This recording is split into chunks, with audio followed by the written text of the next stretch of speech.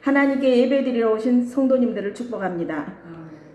우리 다 같이 인사합시다. 사랑합니다. 축복합니다. 오늘 말씀은 마른 뼈들에게 생기를 부으시는 하나님이라는 제목으로 은혜를 나누려고 합니다. 오늘 우리가 함께 나눌 하나님의 말씀은 에스겔 37장 1절에서 14절 말씀입니다. 이 말씀은 성경 가운데 가장 유명한 환상 중 하나인 마른 뼈 환상입니다. 이스라엘은 지금 완전히 무너졌습니다. 나라를 잃었습니다. 성전도 무너졌습니다. 백성들은 바벨론으로 포로로 끌려갔습니다. 그들은 이렇게 말했습니다. 우리의 뼈들이 말랐고 우리의 소망이 없어졌으니 우리는 다 멸절되었다. 이것은 단순한 절망이 아닙니다. 완전한 죽음의 선언입니다. 그러나 하나님은 죽음의 자리에서 생명을 말씀하십니다. 끝났다고 여겨지는 자리에서 다시 시작하십니다. 첫 번째로 하나님은 마른 뼈 골짜기로 인도하십니다. 하나님의 신은 에스겔을 인도하여 골짜기에 흩어진 마른 뼈들을 보이셨습니다. 여기서 신이란 호흡, 바람, 영을 뜻하는 히브리어 로아우로서 하나님의 영, 곧 성령을 의미한다고 볼 수 있습니다. 에스겔은 환상 중에서 이 하나님의 신의 인도로 골짜기에 흩어져 있는 마른 뼈를 보았습니다. 그런데 이 마른 뼈들은 바벨론에서 포로 생활을 하고 있던 이스라엘 백성을 상징한 것으로 그들은 전혀 생기가 없는 마른 뼈와 같아서 함께 모일 수도 없이 분열된 상태에 있었음을 잘 나타내 줍니다. 뼈들이 얼마나 말랐는지 성경은 강조합니다. 심이 많고 아주 말랐더라. 이것은 단순히 죽은 상태가 아닙니다. 오래전에 죽어 회복 가능성이 전혀 없는 상태입니다.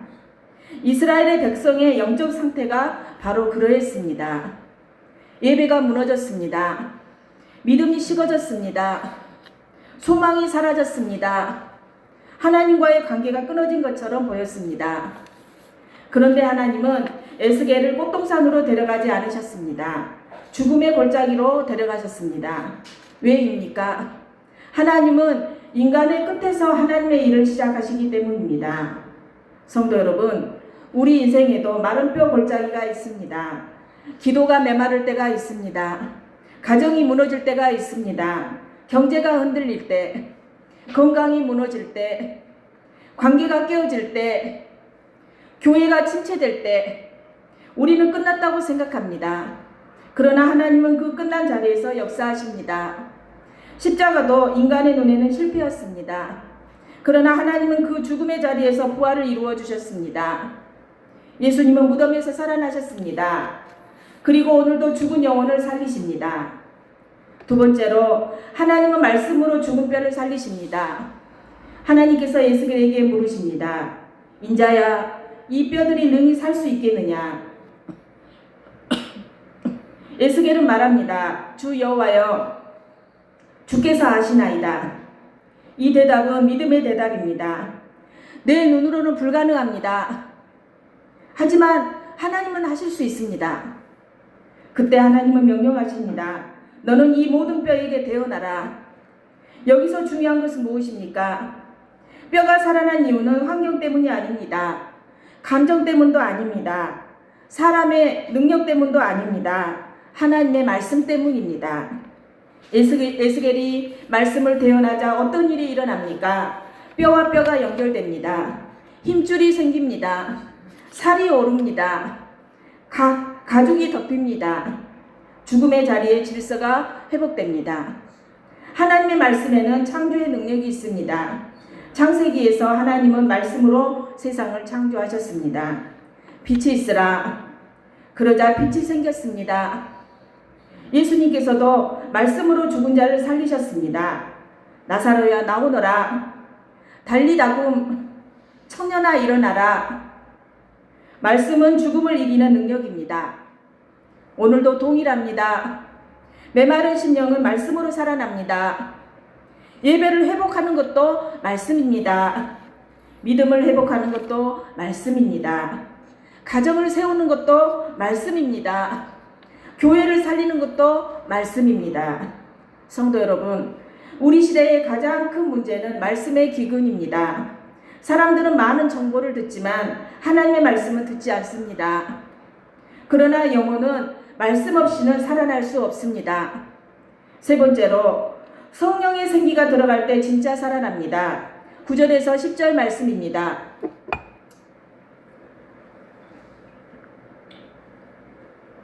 뼈들이 연결되고 살이 붙었습니다.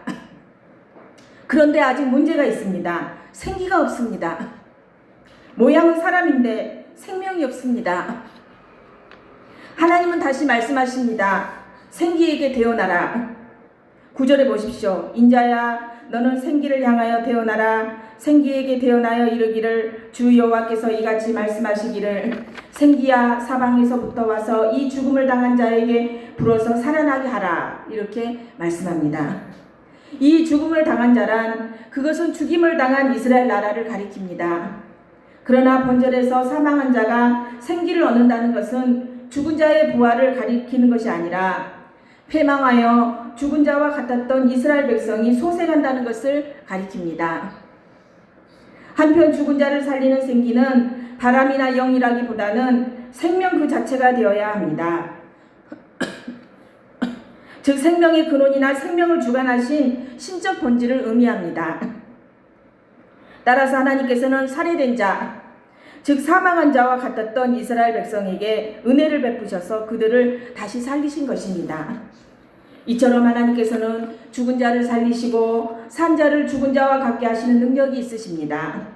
따라서 우리 믿는 성도들은 생명의 근원 되시는 하나님께 생명을 공급받아 늘 새롭게 변화된 삶을 살아야 합니다.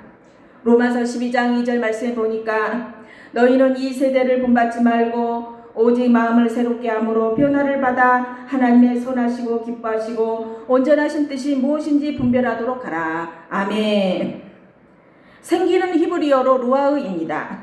이 단어는 바람, 호흡, 영, 성령이라는 뜻을 가지고 있습니다.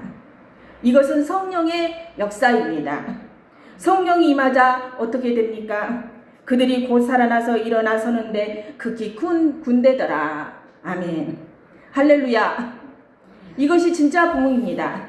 겉모양만 바뀌는 것이 아닙니다.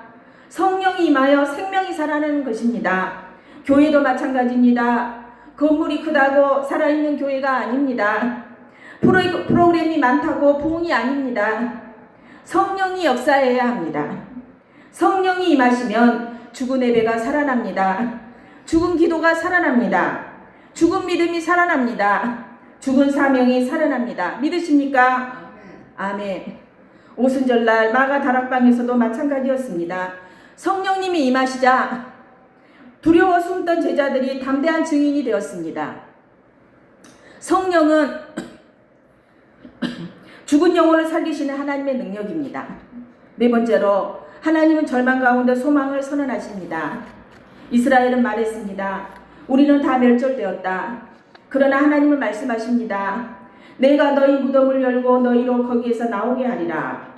하나님께서는 무덤을 여시고 이스라엘 백성들로 하여금 그곳을 나와 자신들의 고국으로 돌아가게 하실 것을 말씀하십니다. 하나님의 선민으로 자부하고 있었던 이스라엘은 바벨론의 포로 생활을 하는 가운데 완전히 시리에 빠져 하나님께서 자신들을 버리셨다고 생각하였습니다. 따라서 이스라엘은 스스로를 죽은 사람과 같이 여겼습니다. 그러나 하나님께서는 죽음과 같은 포로 생활에서 그들을 구원시켜 고국으로 돌아가게 하실 것을 약속해 주셨습니다. 이와 같이 우리 인간들은 자신들이 의지하고 귀중하게 여기던 것을 잃게 되면 시리에 빠져 하나님을 원망하고 전혀 구원이 없는 것으로 여기지만 하나님께서는 모든 일을 살피시고 베푸실 은혜를 준비하십니다. 하나님께서는 고국으로 돌아올 이스라엘 백성에게 어떠한 은혜를 베푸십니까? 14절 보면 하나님께서는 그들 가운데에 하나님의 영을 두어 살게 하실 것입니다. 이것은 이스라엘의 정치적, 경제적 회복뿐만 아니라 그들의 영적 생활, 종교의 회복을 가리킵니다. 왜냐하면 이스라엘은 하나님과의 교제를 가져야만 살 수 있는 언약의 백성이기 때문입니다. 이처럼 우리 성도들도 하나님의 영을 우리 가운데 모시고 살아야만 올바로 살 수 있습니다. 왜냐하면 우리는 늘 넘어지고 범죄한 길로만 가려고 하기 때문입니다. 성도 여러분, 사람은 끝이라고 말하지만 하나님은 다시 시작이라고 말씀하십니다. 이 말씀은 단순한 국가회복만이 아닙니다. 궁극적으로는 예수 그리스도를 통한 구원의 약속입니다. 인류는 죄로 죽었습니다. 영적으로 마른 뼈였습니다. 그러나 예수님께서 십자가에서 죽으시고 부활하심으로 죽은 자들에게 생명의 길을 여셨습니다. 예수님 안에 있는 자는 다시 살아납니다. 믿으십니까? 아멘. 그래서 사도 바울은 말합니다. 누구든지 그리스도 안에 있으면 새로운 피조물이라. 이전 것은 지나갔으니 보라 새 것이 되었도다. 아멘. 성도 여러분, 하나님은 오늘도 무덤을 여시는 분입니다. 절망의 무덤, 실패의 무덤, 죄의 무덤, 상처의 무덤, 낙심의 무덤, 하나님은 그곳에서 우리를 일으켜 주십니다. 오늘 말씀은 우리에게 세 가지를 가르쳐 주고 있습니다. 하나님은 죽음의 자리에서도 일하십니다.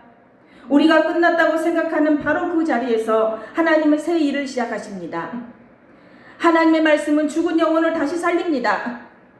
말씀을 가까이 하십시오. 말씀을 붙드십시오. 말씀은 생명입니다. 성령의 생기가 임할 때 진짜 회복이 일어납니다. 우리는 성령의 충만함을 구해야 합니다. 사랑하는 성도 여러분, 에스겔 시대만 마른 뼈의 시대가 아닙니다. 오늘 우리가 살아가는 시대도 영적으로는 마른 뼈의 시대입니다. 겉으로는 화려합니다. 기술은 발전했습니다. 정보는 넘쳐납니다. 하지만 사람들의 마음은 점점 메말라가고 있습니다. 우울증이 많고 우울과 불안이 깊어지고 있습니다. 관계는 많아졌지만 외로움은 더 커졌습니다. 돈은 많아졌는데 마음의 평안은 사라졌습니다. 웃고 있지만 속은 무너져 있는 사람들이 많이 있습니다. 특별히 현대사회는 사람의 겉모습은 꿈이지만 영혼은 돌보지 못하는 시대가 되었습니다. SNS에는 행복한 모습만 올립니다. 요즘 SNS가 얼마나 발달했습니까? 그래서 가족과 함께 행복한 모습, 친구와 함께 행복한 모습, 교회에서도 행복한 모습만 올립니다. 하지만 밤이 되면 공허함 때문에 잠 못 이루는 사람들이 많이 있습니다. 이것이 바로 마른 뼈의 모습입니다. 교회 안도 예외가 아닙니다. 예배는 드리지만 감격이 사라졌습니다. 기도는 하지만 형식이 되었습니다. 말씀은 듣지만 삶의 변화가 없습니다. 겉모습은 있는데 생기가 없는 것입니다. 오늘 하나님은 우리에게 말씀하십니다. 생기야, 사방에서부터 와서 이 죽음을 당한 자에게 불어서 살아나게 하라. 아멘. 사랑하는 성도 여러분, 이 시대에 필요한 것은 더 많은 정보가 아닙니다. 더 강한 자극도 아닙니다. 성령의 생기입니다. 죽은 심령을 살리는 성령, 무너진 가정을 회복시키는 성령, 식어진 예배를 다시 뜨겁게 하는 성령, 다음 세대를 깨우는 성령. 아멘. 특별히 다음 세대를 위해 기도해야 합니다. 지금 많은 아이들은 수많은 콘텐츠 속에 살고 있습니다. 여러분, 요즘 핸드폰 없는 아이들이 없잖아요. 지금 생각해보면 저희들 어린 시절에 핸드폰 없었을 때가 저는 더 좋았습니다.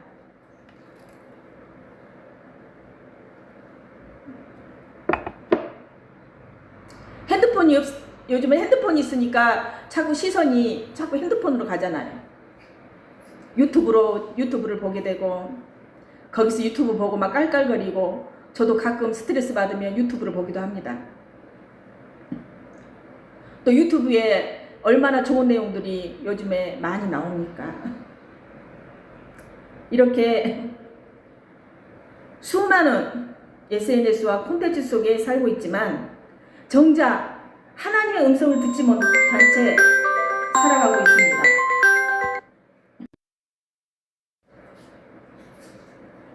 예전에 제 청년 때는 그 핸드폰이 없으니까 딱 핸드폰 쪽에 관심이 없어요. 그 핸드폰이 없으니까 전화하려면 공중전화로 가서 이제 전화를 하고 그랬고 저 같은 경우도 항상 하나님 말씀 보고 또 기도하는데 신경을 썼어요. 그래가지고 학교 끝나면 제가 살고 있는 그 주변에 교회가 있었어요. 그러면 거기 가서 항상 기도하고, 지금 생각해보면 그 시절이 저한테는 너무 좋았던 것 같아요. 근데 요즘 청년과 아이들은 말씀을 보려고 하지도 않고 기도하려고 하지도 않고 수많은 컨텐츠 속에서 사실 아이들이 많이 살고 있습니다. 정작 하나님의 음성을 듣지 못한 채 살아가고 있습니다. 영상은 넘치는데 말씀이 부족합니다. 연결은 많지만 진짜 관계는 부족합니다. 성공은 배우는데 거룩은 배우지 못합니다. 그래서 영혼이 메말라가고 있습니다. 그러나 희망이 있습니다. 왜냐하면 하나님은 지금도 마른 뼈를 살리시는 하나님이시기 때문입니다. 교회가 성령으로 충만해질 때, 가정이 말씀 위에 설 때, 성도들이 다시 기도의 자리로 돌아갈 때 하나님은 이 시대에도 큰 군대를 일으키실 것입니다. 사랑하는 성도 여러분, 우리는 절망의 뉴스를 보는 사람들이 아니라 부활의 하나님을 믿는 사람들입니다. 죽은 뼈도 살리시는 하나님께서 우리 가정도 교회도 다음 세대도 반드시 회복시킬 줄 믿습니다. 아멘. 기도드립니다.